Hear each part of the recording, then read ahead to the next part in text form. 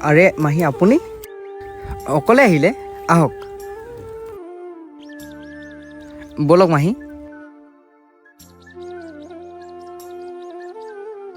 মাহী বহক আপুনি যোৱা তুমি চাহ বনাবা তই ভালে আছ মাহী অঁ ভালে আছোঁ বাইদেউ ক'লৈ গ'ল বাইদেউক দেখা নাই যে মানে ৰুমত আছে চাগে মই লৈ আহোঁগৈ নালাগে মই যাওঁ নালাগে আপুনি বহক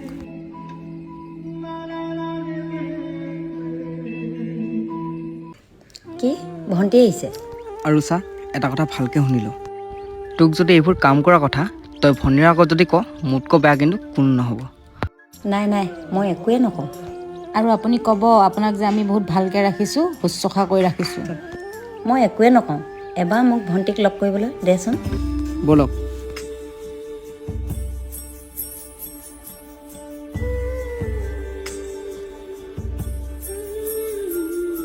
অঁ বা অঁ ভণ্টি মোৰ ভাল আচোন ব মা তুমি টেবলেটখিনি খালা নহয় খালোঁ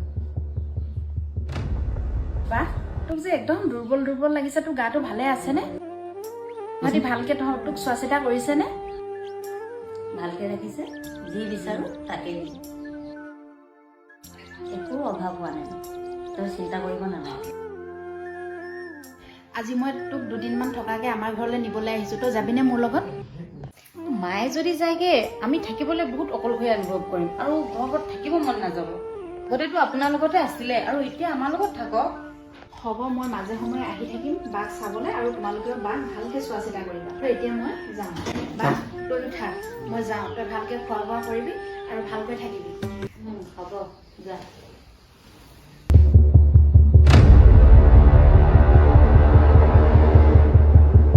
অঁ মই দেখোন মোবাইলটো পাহৰি থাকি আহিলোঁ মই এনেকুৱা কি ভুল কৰিলোঁ তহঁতি যে মোক ইমান শাস্তি দিছ আৰু চাবি ভণ্টিয়ে যদি গম পায় তহঁতক কিন্তু সুদাই নেৰে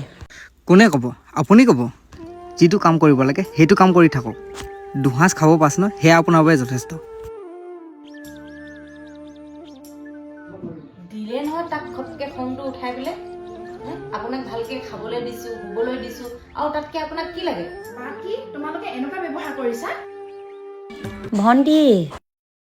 বা এইবোৰ কৰিবলৈকে তোমালোকে বাক ৰাখিছিলা ন নহয় মানে মাহী তই ভুল ভাবিছ মাক আমি ইমান ভালকৈ ৰাখোঁ মাক কচোন তই সঁচা কথাটো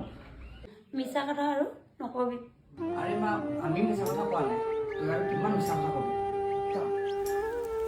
মই তহঁতৰ পৰা এইখিনি আশা কৰা নাছিলোঁ সৰুৰ পৰা তহঁতক মাৰে ইমান ডাঙৰ দীঘল কৰিলে ইমান কষ্টৰে তুলি তালি ডাঙৰ দীঘল কৰিলে এতিয়া তহঁতি মাৰক এনেকুৱা ব্যৱহাৰ কৰিছ আৰু তোকতো মই এইখিনি আশা কৰা নাছিলোঁ তইতো সেইজনী তোৰ নিজৰ মা হয় আৰু এইটো মই আশা কৰাই নাই কিন্তু তই এনেকুৱাখিনি কৰিবি বুলি মই কেতিয়াও সপোনতো ভবা নাছিলোঁ বা তই নাকান্দিবি এইখন ঘৰত আৰু মোৰ এক ছেকেণ্ড থাকিবলৈ মন নাই আৰু তই মোৰ লগত থাকিবি এতিয়াৰ পৰা ব'ল আমি ঘৰলৈ যাওঁ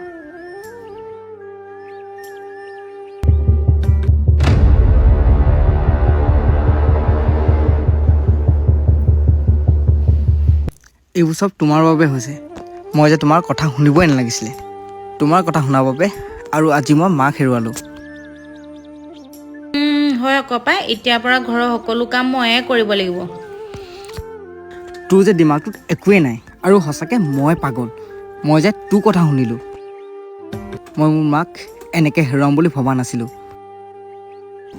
থাক তই এইখন ঘৰত মই আৰু এইখন ঘৰত নাথাকোঁ